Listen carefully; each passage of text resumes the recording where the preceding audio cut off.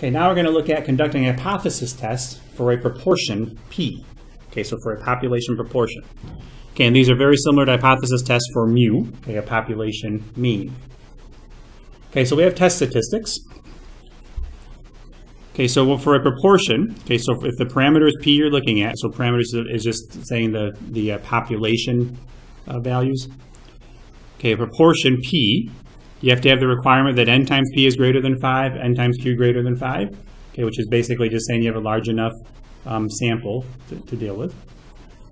Okay, your test statistic is Z equals P hat minus P divided by the square root of PQ over N. The other two test statistics for the mean mu was when you knew sigma and when you don't know sigma. Okay, so these two we've already done before, okay, for the population mean. Okay, so those are just kind of a summary of the test statistics that you need to use. Okay, we're focusing on the test statistic for proportion now. Okay, so number 8, so suppose that somebody makes a claim that P, a population percentage or proportion, is less than 0.37. We're going to test that claim if alpha is 0.05, P hat is 0.32, and N is 320. Okay, so basically saying that somebody claimed that a percentage was less than 37%, and they took a sample and got a sample percentage of 0.32 or 32%, and they sampled 320 total people. Okay, so believe it or not, that's enough information for us to actually do a hypothesis test. We're testing a claim, so we know that we need to find a test statistic to test that claim. Well, the first step in testing any claim is to write our hypotheses. Very similar to before, we have a null and alternative hypotheses. The null is always going to have the equals. So we have P less than 0.37. So our null hypothesis will be that P equals 0.37. And our alternative will be what they gave us in the claim, that P is less than 0.37.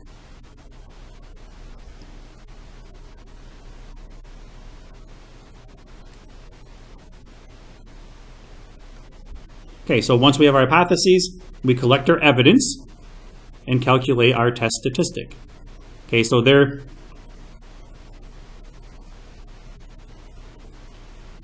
they already collected the evidence and they said we got a P hat value of 0.32.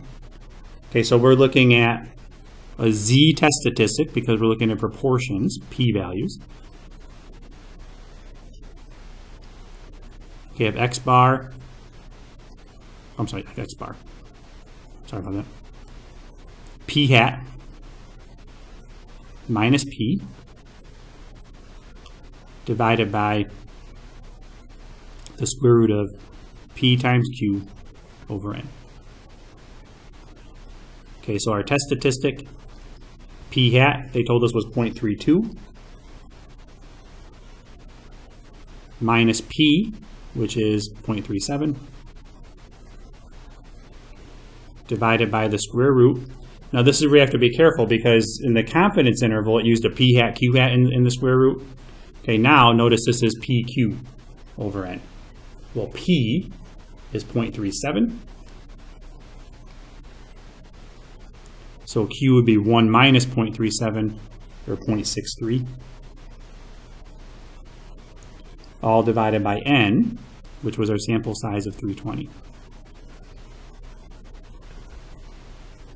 Okay, that's the biggest thing people miss on these, or one of the biggest things is that even those that kind of have an idea of what they're doing, okay, a lot of times they'll put they put the 0.32 down here and 0.68, but remember it's PQ over N inside the square root, so it's 0.37 times 0.63 over 320.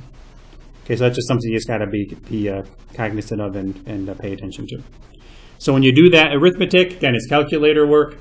I would suggest you pause the video and do that in your calculator to make sure you get a negative 1.85 for the Z-score, okay, for the test statistic.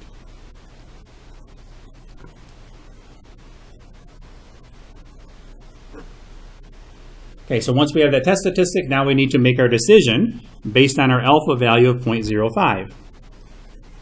Well,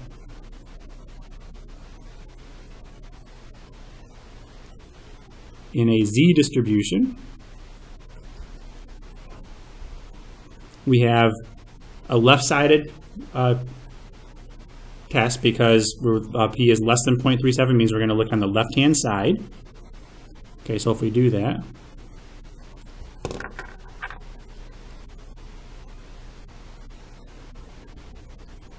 we want to find what z-score here has 0.05 in that tail. Okay, so when we look that up in our table, we get negative 1.645.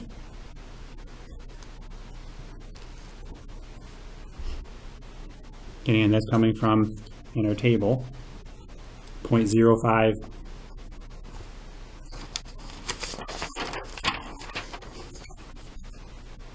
Okay, 0.0500 area, okay, is exactly halfway between these two. So that's negative 1.64 and negative 1.65. So halfway between them, negative 1.645. And then where is our test statistic compared to that number? Well, negative 1.85 is a little bit farther.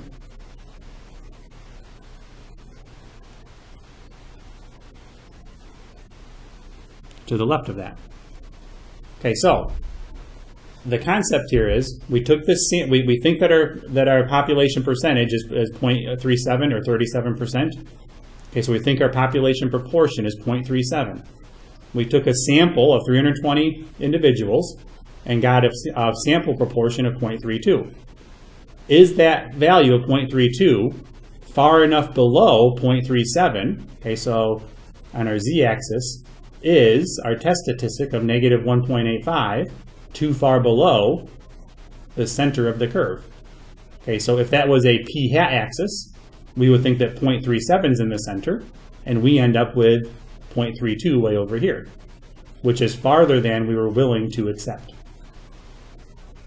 Okay, so our test statistic based on an alpha value of 0.05 is too far below what we thought the population proportion was, 0.37. So that means that value of 0.37, that was a faulty assumption, which tells us to reject HO.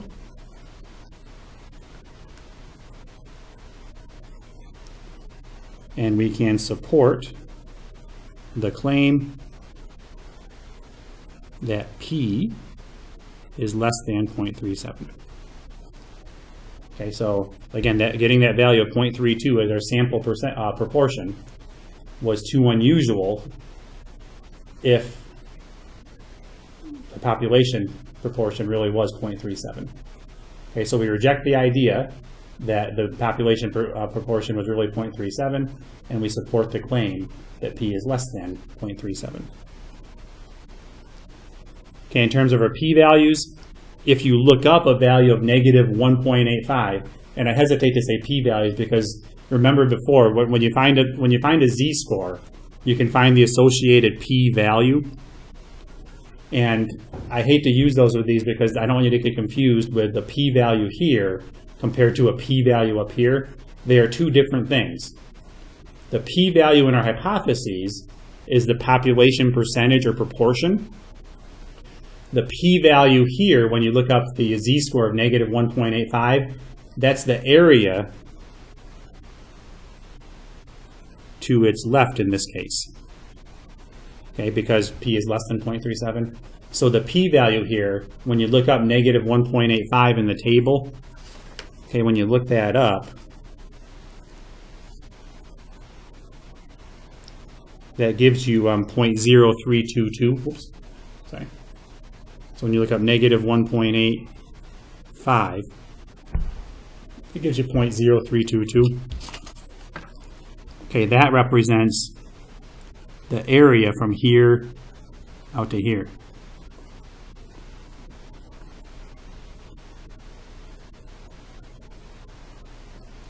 Okay, which is the probability that z is less than negative 1.85. Okay, that's what this p-value represents, the area to the left of our test statistic of negative 1.85. Okay, so for these hypothesis tests, I generally like to just look at comparing the z-scores to each other for the test statistic and then the critical number for z. Okay, moving along to number 9. Okay, if you read that one, a college claims that 80% of their graduates, more than 80% of their graduates are employed within 6 months of their graduation date. The president's concerned whether they should advertise this claim in their college brochures. So in a random sample of 300 of their graduates, 250 said they're employed within 6 months of their graduation. Test the college's claim with alpha equals 0.10. Okay, so we're testing a claim, which tells you hypothesis test. So you set up your hypotheses. Oops. And then you're going to calculate a test statistic.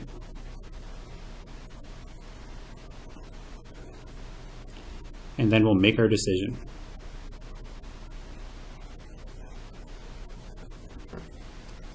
Okay, so you just got to get used to doing these problems, whereas you're reading through these. Remember, we have all these different test statistics that we can calculate for the proportion or for the means.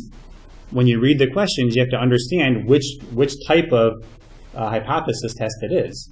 And remember, there's also the ones for testing two means. Okay, like mu1 equals mu2. Okay, that was from a previous topic also. And after this topic, we're going to get into testing two different proportions against each other, like P1 equal to P2. So you have to get good at reading these questions and understanding what kind of confidence interval or what kind of hypothesis test this is. Okay, so that's just a matter of practice and hammering through a bunch of these. Okay, so our null hypothesis on this is that we're looking at percentages here. Okay, they claim that more than 80% will graduate within 6 months. So our null hypothesis will be that P equals 0.8, okay, which represents 80%. The alternative, well, they're trying to claim what? Well, in the very first sentence, they claim that more than 80% of their graduates are employed within 6 months. So they're trying to claim that P is greater than 0.8.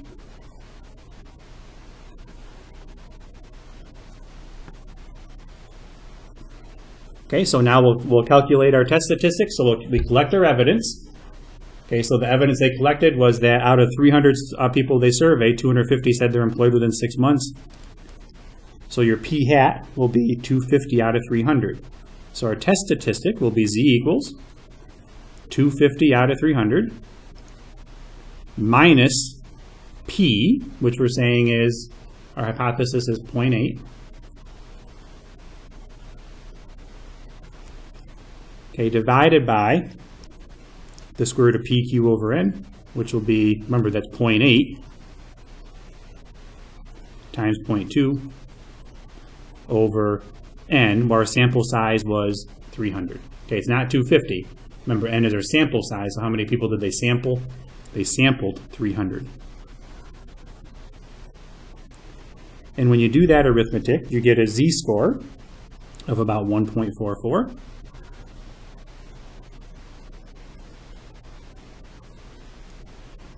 So now with our decision, okay, we're looking at our z distribution. And our hypothesis for the alternative was that P is greater than 0.8, so we're looking on the right-hand side.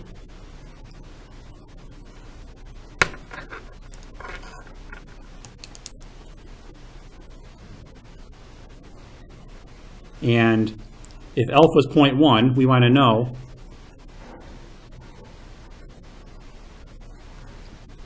what critical number, or what z-score, has a area of 0.1000 to its right. Well, again, this goes back to previous stuff we did. You get a z-score of 1.28. Okay, I'm not going to keep going to the table and looking this up for the sake of time. You should be able to find that value. Okay, so in the table of values, remember that's 0.9000 to its right. So if you look up 0.9000 in the table, it'll give you a z-score positive 1.28.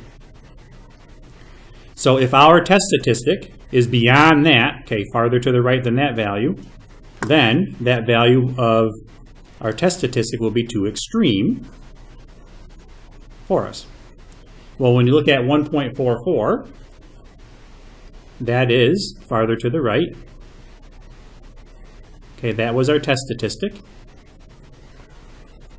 which means that our sample percentage of 250 out of 300 was larger than we would have expected if the true population percentage was 0.8.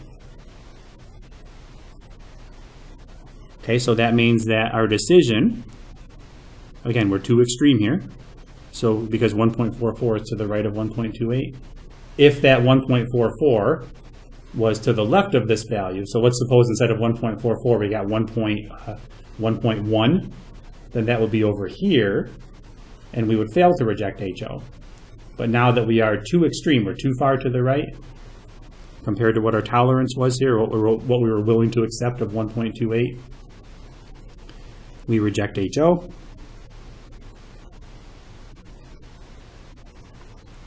And if we reject HO, then we will support the claim. So we reject this idea, means we support the alternative. So we're supporting the claim in this case. So there's enough evidence to support the claim that P is greater than 0.80. Okay, so we can support, we can tell the president that we can support the claim that they're more than 80% of their graduates are employed within 6 months of graduation. Okay, so we would be okay telling the president that they can advertise that in their college brochures. Okay, and what I didn't mention here is that if you look at the sample size, there was 300. Well, if you take 300, okay, just to make sure here, 300 times P, the probability of success, and 300 times 0.2, the failure. Okay, well, that would be 300 times 0.8 and 300 times 0.2, which is larger than 5. So, so those two conditions are met. NP greater than 5 and NQ greater than 5. Okay, they both check. Okay, I should have mentioned that before we even started this.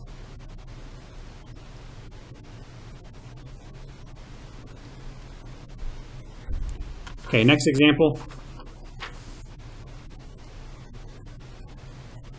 Again, I'll go through this rather quickly, just for the sake of time. Okay, so if you read through that question, and then I'd say pause the video and try working on it, and then I will put the answer key up.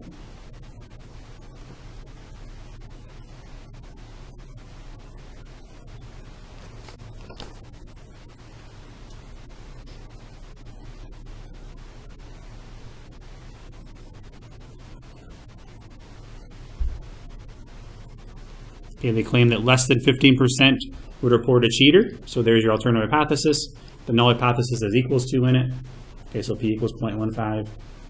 Their sample was 28 out of the 200, said that they would report a cheater. So that's 28 out of 200 for your sample percentage, or sample proportion. Minus hypothesized value of 0.15, and then divided by your standard error. And that gives us a z-score of negative 0.396. Okay, so that test statistic is right here.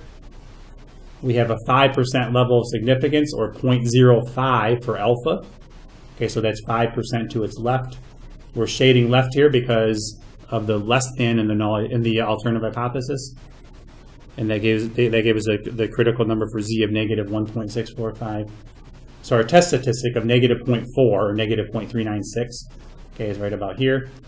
So on this one, we end up being close enough to the center to say that that assumption that P was 0.15 is not a faulty assumption. So this test statistic of getting 28 out of 200, or 14%, was not far enough away from 15%, or far enough below, I should say, 15%, in order to reject that 15% was a faulty assumption. Now, in terms of your p-values, the probability that z is less than negative 0.396 or negative 0.40 is approximately 0.3446. Okay, so the area from here to the left is 0.3446. Okay, and that's coming from the table. If you look up a z-score of negative 0.40, it gives you this probability to its left. Okay, which we can see is much larger than alpha 0.05. Okay, so what we do is we fail to reject HO. Okay, so if we fail to reject HO, we cannot support the claim that P is less than 0.15.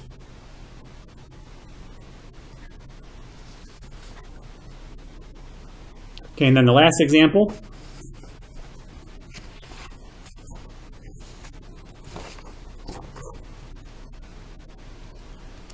Okay, I'll let you read that. And again, I'll say pause the video, and then I'll put the answer up and explain a few things. When you look at a minority of people, well, a minority of people, you have to think about what that means in terms of percentages or proportions. A minority would mean less than 50%, okay, or less than 0.5.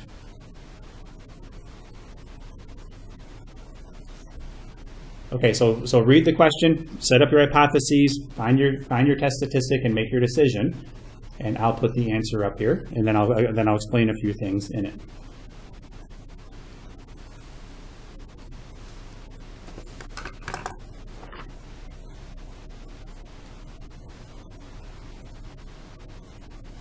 Okay, so here, again, minority means less than 50% or less than 0.5. Okay, so there's your hypotheses. Your test statistic, they surveyed 1,000 people. 435 said they would support challenging the results of the election in Wisconsin. So 435 out of 1,000 minus our hypothesized value of 0.5. And then divide that by your standard error down here. And that gives you a z-score of negative 4.11. So when we make our decision,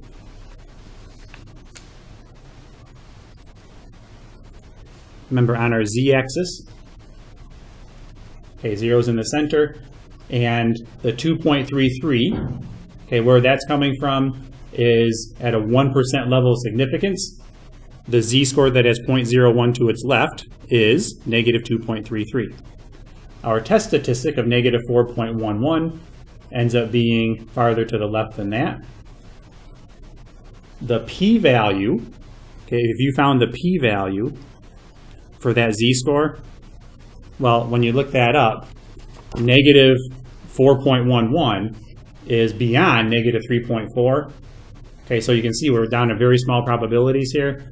And depending on the table and book that you have, some books will go a little further than that and say like 0.0001 there.